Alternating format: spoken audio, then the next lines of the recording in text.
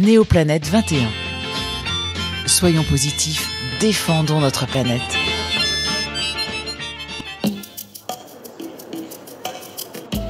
Merci d'écouter Néoplanète, la radio COP21 en direct du Grand Palais. Je suis ravie de recevoir Gilles Marchal. Donc vous êtes associé dirigeant de E3D Environnement. Alors en fait, c'est une entreprise qui tente de changer le comportement des gens. Je dis qui tente parce que ça doit quand même pas être une mince affaire. Vous travaillez donc pour changer le comportement des gens chez eux. En fait, vous allez quasiment chez eux. Expliquez-nous ce que c'est que E3D Environnement. Effectivement, E3D Environnement a pour vocation de provoquer des changements de comportement. Des changements de comportement à grande échelle sur une population importante. Des changements de comportement en particulier dans le domaine du développement durable, mais pas uniquement. Donc comment on s'y prend ? Eh bien, on travaille en partenariat avec une collectivité locale à chaque fois, avec qui on va discuter des problématiques qu'elle peut avoir dans sa ville par rapport à ses objectifs réglementaires de réduction des consommations d'énergie, de propreté ou de réduction des déchets, réduction de la production de déchets, etc. À partir de là, une fois qu'on a travaillé avec la collectivité locale pour établir sa problématique, on va choisir un quartier dans lequel elle a particulièrement un problème pour pouvoir changer les comportements des habitants. Donc vous allez déjà dans le dur dès le départ, quoi. En fait, vous prenez ce qui est un petit peu plus difficile. Oui, alors on va rentrer en contact avec la population sur des choses quand même très simples. Pour autant, on a un objectif avec la collectivité locale qui peut être effectivement quelque chose de plus compliqué. Un exemple, sur une commune de 5000 habitants, dans le cadre de leur plan de déplacement urbain, ils nous ont demandé de les aider à réduire la quantité de voitures qui arrivaient à l'école aux heures d'ouverture des écoles. Ça, c'est quelque chose qui est très compliqué à obtenir puisque là, on change des habitudes qui sont ancrées de l'utilisation de la voiture pour emmener son enfant, et pas deux enfants, etc., etc. Donc par rapport à un sujet comme celui-ci, on ne va pas aller voir les habitants en leur disant laissez votre voiture demain et puis commencez à y aller à pied, c'est pas si compliqué que ça. On va leur proposer des gestes très simples parce que ils n'en sont pas du tout là, ils sont pas mûrs pour faire ça. Peut-être qu'ils ne trient effectivement même pas leurs bouteilles en plastique ou qu'ils n'ont pas mis un stop pub encore sur leur boîte aux lettres. Donc l'objectif, ça va être de leur proposer quelque chose qu'ils ne font pas déjà, qui est assez proche de là où ils en sont, pour leur montrer que c'est possible. Pour leur donner confiance. Donc ça va être quoi là ? Vous allez leur proposer quoi pour qu'ils aillent à l'école ? Alors, un pédibus ? Ah non, ça c'est quelque chose... Ça marche pas les pédibus d'ailleurs, j'ai l'impression que ça marche pas si bien que ça les pédibus, qui est une super idée en soi. Oui, alors les pédibus ça peut fonctionner, mais effectivement la plupart des collectivités constatent que au pédibus viennent les enfants qui déjà venaient à pied à l'école. Donc l'impact n'est pas si important que ça. Donc nous on travaille pour que ce soit des personnes qui venaient en voiture, qui vont arrêter leur voiture plus tôt, en fait, pour ne pas amener leurs enfants pour que le dernier kilomètre soit fait à pied et non pas en voiture. Et donc c'est pas mal parce que ça permet aux parents de gagner du temps, puisqu'ils vont les poster à un endroit qui est différent, de ne pas amener de la pollution là où il y a le plus d'enfants. Et pour l'enfant, ça va être un moment convivial qu'il va passer et il va arriver à l'école en pleine forme parce qu'il viendra de faire 1 kilomètre de marche à pied. Oui, mais alors je ne comprends pas. Ils vont déposer leur enfant dans un endroit précis où ils se retrouvent avec plein d'enfants. Qui prend l'enfant en charge ? D'accord. Et il y a un adulte qui prend l'enfant en charge ? Comment ça se passe ? Oui, alors justement avec J'ai décidé, ce qu'on cherche, c'est avoir un maximum d'autonomisation de la population. Parce qu'on ne peut pas toujours tenir la main aux gens. Donc la collectivité locale va mettre en place le point de regroupement. Elle va éventuellement sécuriser le dernier kilomètre, mais on va justement créer un lien intergénérationnel pour que ce soit des habitants, peut-être des personnes à la retraite, qui vont venir et faire ce dernier kilomètre avec les enfants. Mais alors du coup, vous travaillez avec tout un réseau de bénévoles ou alors ce sont les collectivités locales qui vous aident et qui vous mettent du personnel ? Parce que ça demande énormément de gens. Alors, effectivement, on ne fait pas ça, ce n'est pas notre travail. Oui. Notre travail, c'est de préparer la population c'est la collectivité locale qui après se débrouille. Alors, on prépare les habitants à être prêts à faire à prendre ce genre d'initiative. Donc, dans des communes, naturellement, il y a des associations qui se sont mises en place et qui le font, mais dans d'autres communes, ce n'est pas le cas. Donc, d'abord, on va accompagner les habitants sur des gestes individuels, des choses qu'ils vont faire chez eux, c'est plus simple. Et progressivement, une fois qu'ils vont avoir réussi à faire des choses simples chez eux, on va leur proposer des défis collectifs, de faire des choses ensemble. Et après, les effets induits de ça, c'est que ça y est, ils vont partir. On ne va même plus les maîtriser et ils vont eux-mêmes s'organiser pour mettre en place un pédibus. Donc c'est même pas nous on ne va pas dire que c'est nous qui avons réussi cela, ce sont les habitants parce qu'ils en sont arrivés, ils sont mûrs pour ça. c'est comme ça qu'on arrive à changer de société au final. Hein.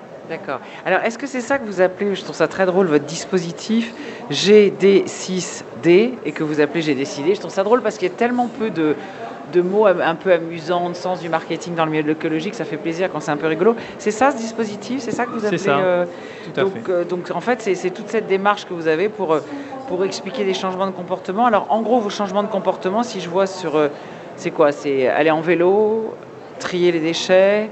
Vous êtes sur quel genre de gestes? Parce qu'il y en a tellement, des éco-gestes. Tout à fait. Il y a énormément d'éco-gestes. En fonction de la problématique qu'a la collectivité locale, on va mettre en place une stratégie de communication et une stratégie d'accompagnement. Et on va choisir des gestes qui ont une analogie avec l'objectif de la collectivité locale pour que, en fait, on ne commence pas à poser aux habitants exactement l'objectif de la collectivité, qui est souvent un objectif un peu compliqué à atteindre, mais des choses qui sont assez proches. Et donc, on va choisir les domaines aussi en fonction de la problématique à traiter, en sachant qu'on est d'autant plus efficace qu'on arrive avec la population avec une approche globale. C'est-à-dire qu'une famille, quand on la rencontre en porte-à-porte, on ne sait pas vers quoi elle est en train de vouloir s'améliorer. Et donc, on s'adapte avec une approche globale, avec ce qu'elle est en train de réfléchir. Donc peut-être qu'elle réfléchit sur l'énergie aujourd'hui, sur ses déplacements, on ne sait pas en fait. Et quand on la rencontre, c'est là qu'on va découvrir cette personne, elle est totalement différente d'une autre, et on va l'aider à agir là où elle a envie d'agir sur le moment. Et dans l'ensemble, quels sont les éco-gestes vers lesquels les gens ont envie d'agir et quels sont ceux vers lesquels ils n'ont pas du tout envie de bouger?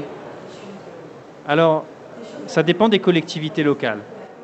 Par exemple, ça dépend des régions, non? Ah non, ça dépend du quartier même. Je dirais même que ça peut dépendre d'un quartier sur un autre, la spécificité. Et je pourrais vous donner un scoop, c'est-à-dire qu'un politique, on a remarqué qu'on pouvait prédire éventuellement la réélection d'un politique en fonction des comportements des habitants par rapport au tri. Ah bon, ça va intéresser nos amis pour ce soir, pour les premiers résultats de ce soir alors?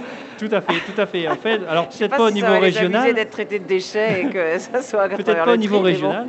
Peut-être pas au niveau régional, mais au niveau des mairies, c'est le cas.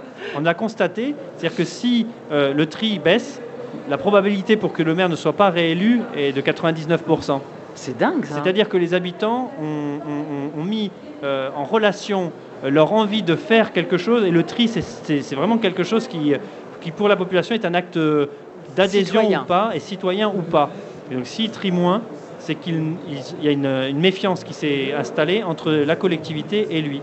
Donc pour un politique, c'est important de travailler par exemple avec nous, parce que ça va les rapprocher en fait de la population, et ça va faire comprendre à la population pourquoi ils agissent, dans quelle direction ils vont, avec des choses très très simples que la population va pouvoir s'approprier facilement. Alors d'une façon générale, quand même, les gestes qui ont un petit peu la cote dans la plupart de vos collectivités locales, c'est quoi? C'est le tri, je suppose. C'est l'éternel j'arrête l'eau quand je me lave les dents. En tout cas, c'est pas le tri. C'est pas le tri. Les gens, ils en ont ras-le-bol qu'on leur parle du tri. Ça fait 30 ans qu'on leur parle de tri. Ils savent que s'ils veulent trier, ils peuvent trier. Donc c'est pas le tri. Le geste qui les intéresse le plus, c'est ils veulent plus de publicité. Là, on est vraiment en train de changer de société. Les gens en ont ras-le-bol de la publicité. D'accord. Donc là, toutes les personnes, toutes les entreprises qui sont là, qui font de la publicité à n'en pas finir, c'est à mon avis quelque chose dont les gens en ont marre. Quand vous parlez de publicité, c'est la publicité papier. Parce que par contre, papier. Ils ne se plaignent pas de la publicité en télé. Ils se plaignent de tous les prospectus qu'on vous envoie tous les jours dans votre boîte à lettres. C'est ça. Nous, ce qu'on mesure, c'est ça. On ne mesure pas ce qui se passe au niveau de la télé, mais un des gestes qui est le plus choisi, c'est de mettre un stop pub sur sa boîte aux lettres. D'accord. Et on a à peu près 80% de la population qui ne met pas un stop pub. Quand on la rencontre et qu'on lui propose ce geste-là, il le prend. D'après certaines études que j'avais lues, vous allez me dire si vous la confirmez ou pas, les gens étaient assez prêts à faire pas mal de gestes. Il y en avait un sur lequel ils bloquaient complètement, c'est de manger moins de viande. Ce qui est pourtant un des gestes les plus économiques, les plus faciles, les moins pesants. Et il paraît qu'il y avait un blocage total et qu'ils voulaient continuer à manger de la mauvaise viande 2 fois par jour. Vous le constatez, ça ou pas? Alors, vous tombez bien parce que ce sujet justement de l'alimentation, c'est un sujet qu'on est en train de travailler. Donc on n'a pas encore de résultats là-dessus. On sait que c'est quelque chose qui est compliqué et donc on sait qu'on proposera ce type d'action à des personnes qui ont déjà réalisé des choses positives pour leur environnement parce qu'on touche à quelque chose, vous avez raison, qui est un attachement. Pour la viande, ça représente beaucoup de choses. Ça ne représente pas que bien manger ou pas bien manger, ça représente son niveau social, etc. Les vieilles idées de l'après-guerre, on en est encore là quand même. Oui, mais je pourrais vous donner des résultats puisqu'on va écrire ce geste-là pour pouvoir justement mesurer la capacité de la population à diminuer sa consommation de viande rouge. Et alors j'ai vu que vous aviez déjà des résultats, baisse d'incivisme, etc. Quels sont les résultats actuellement que vous obtenez?